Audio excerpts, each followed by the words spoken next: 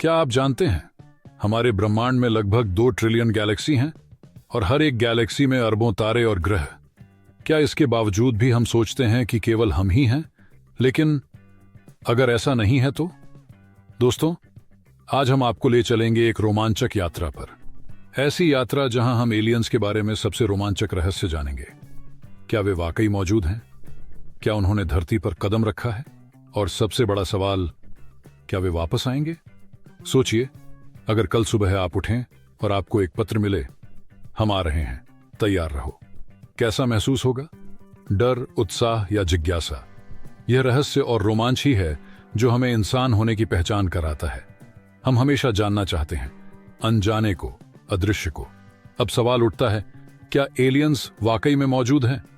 National aeronautics and space administration (NIACA) के वैज्ञानिकों का मानना है कि हमारी ही आकाशगंगा में करीब 300 मिलियन ग्रह ऐसे हैं जो जीवन को संभव बना सकते हैं। लेकिन क्या हमने उनसे संपर्क किया? रोसवेल घटना 1947। कई लोग मानते हैं कि इस घटना में धरती पर एलियंस का यान गिरा था। आज भी उस जगह को रहस्यमय माना जाता है। लेकिन इससे भी बड़ा सवाल, अगर एलियंस हैं तो वे अब तक हमसे संपर्क क्यों नहीं कर रहे? क्या वे हमसे डरते हैं, या शायद हम उनके लिए सिर्फ एक प्रयोग हैं?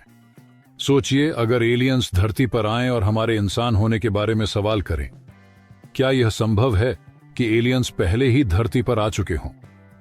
कुछ वैज्ञानिक मानते हैं कि पिरामिड्स, स्टोनहेंज और नाजका लाइंस जैसी संरचनाएं उनके द्वारा बनाई गई हो सकती हैं। और अब सबसे बड़ा डर, क्या एलियंस हमारे लिए खतरा बन सकते हैं?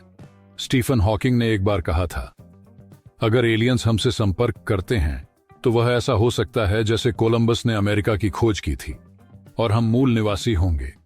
लेकिन क्या होगा अगर वे लौटें? क्या वे हमारे मित्र होंगे या शत्रु? क्या वे हमें जीवन का रहस्य बताएंगे या हमारी प्रगति के लिए हमें चुनौती देंगे?